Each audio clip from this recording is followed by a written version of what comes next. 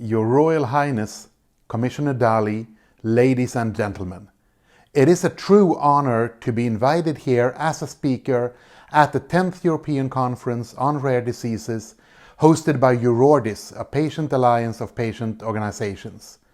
Representing 695 rare disease patient organizations in 63 countries, ECRD gives a voice to some 30 million people living with a rare disease. Even if we can't see each other in person today, I hope that we will be able to do so soon and that all of you are staying healthy and safe. And living with a rare disease myself, looking back 150 or even only 10 years, I see that we have come a long way, but we need to move society and its attitudes even further in the coming years. And we need to do it together. But in order for me to be able to help, I really need you to continue what you are doing. And I really want to stress the fact that the power to make a difference really lies with you. I strongly believe in a society built from the bottom up. And the civil society, your organizations that are gathered here today, plays an extremely important role in fighting these views and attitudes from the ground.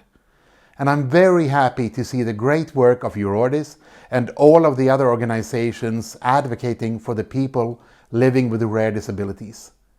As we hold this conference, national disability strategies are being established in several countries in Europe. And over the past 7 years, the European Union has supported research into rare diseases through Horizon 2020. Close to 900 million euros was made available to more than 160 collaborative projects related to rare diseases.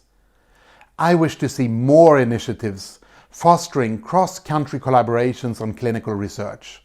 It is clear that we also need to ensure that there will be a new European disability strategy post-2020 in place soon. We have a long way left until we can consider our societies equal. There are still plenty of areas that need improvement, such as inclusion, shared expertise, patient access to diagnosis, information and care. And I hope that the coming EU disability strategy will focus on this. There is a big difference between what the EU can do and what we want the EU to do. We do not want to push forward towards a situation where the European Union puts a benchmark based on the average level counted of all member states. If the European Parliament or the Commission is to begin to find an average level of what is reasonable in terms of support for disabled, it can be disastrous for many people. When, for example, our Swedish standard is relatively high compared to other member states, some of you might argue that it therefore wouldn't affect us. But when governments begin to contemplate possible cuts, what will they do? They will look around and pinpoint that the average is far below ours. It would make it even more difficult to defend today's levels. So what will happen? Cuts on the freedom for some people are in the risks of being made. We need to raise the bar for everyone, not argue out of a comparison with other countries.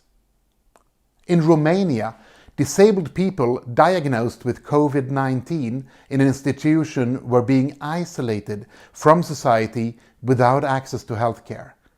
In Spain, they have practiced triage in the hospitals where disabled people are often made less of a clinical priority, regardless of whether or not the disability actually affects the chances of survival. I will get back to these examples, but let me make one thing clear. I will never let my country compare its system to any of these member states. Because of the differences in each member state, the changes need to be developed first and foremost at the national level. There are 27 member states with at least 27 different systems and countless challenges in this area. There is not one solution for 27 different cases. Imagine if I gave every one of you a pair of shoes, but all the same size. I'm sure they would fit some of you, but for the majority it probably wouldn't work. Because of COVID-19, many national decisions on emergency measures and restrictions around the world have been made. And the purpose is, of course, to protect people, but in the end there is a large group being neglected right now. In several countries in Europe, we can witness huge efforts in the fight against the corona pandemic. Most of it is about social distancing and restrictions to reduce the spread of the virus. But in the middle of all this, people with disabilities are being forgotten. Those who are often dependent on people who do not live under the same roof as themselves or belong to the same family, and thus cannot fully receive the help which they are eligible. When we look out over Europe, for example, we see schools that switch to distance education but ignore students who are deaf and need sign language interpretation. We see people who need help to live but can, during these circumstances, no longer get it. We saw in Romania, where 242 people with disabilities in an institution were infected by coronavirus, and the responsible managers chose to send only their staff to receive treatment, while the disabled were left, isolated from the rest of society and without access to the care they so clearly need. The most serious and directly life-threatening form of discrimination is the one that is happening in Spanish hospitals during the current crisis. We have noticed a pattern regarding continued care where people with disabilities that don't necessarily influence the chances of survival were denied further care when health professionals were forced to prioritize.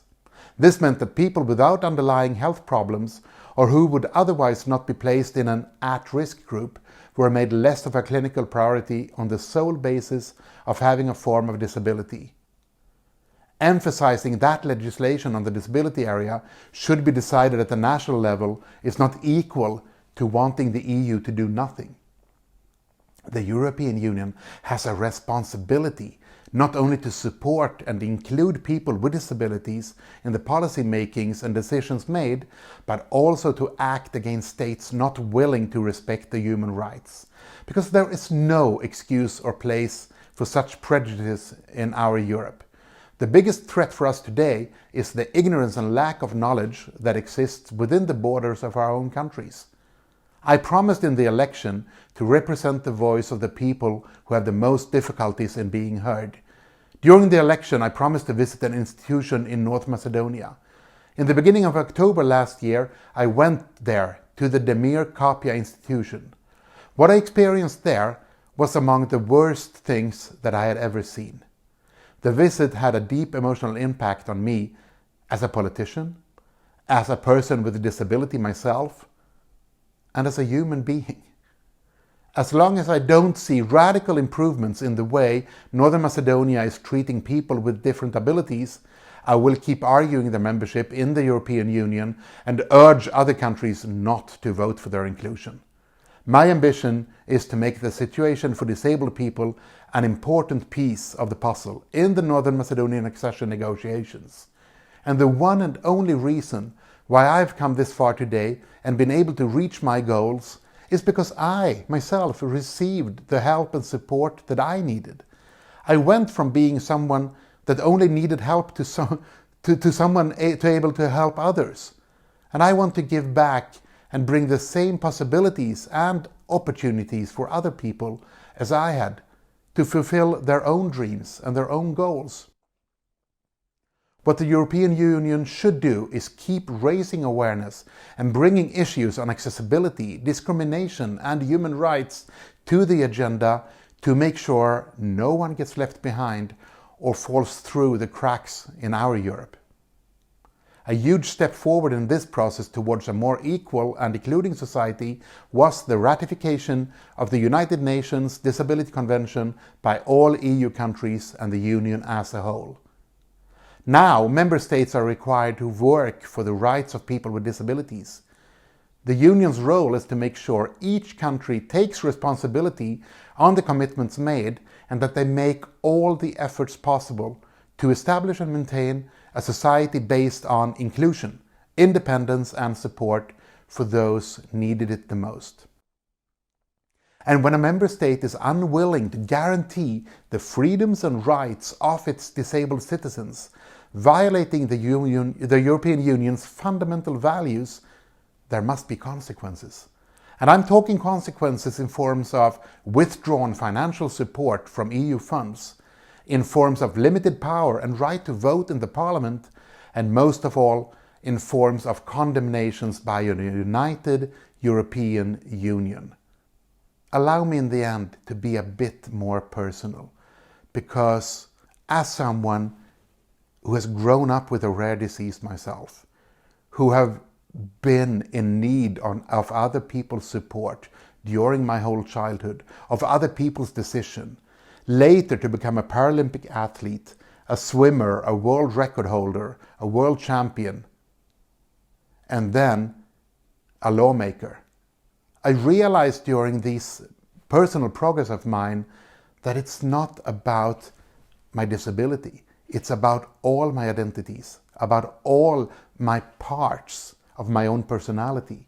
And through the support I have been given from civil society, from Sweden, from the European Union, from my coaches, from my friends, from my family, that support made me more than a person with a rare disease or a disability.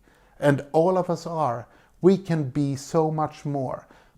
In order for me to become more than my rare disease, than my disability, I need support with that part. When I get help with the things that I cannot do, I can even give back to society. I can contribute. This is not only about healthcare, not only about wheelchairs, accessibility. This is about creating a society where every one of us can be our most.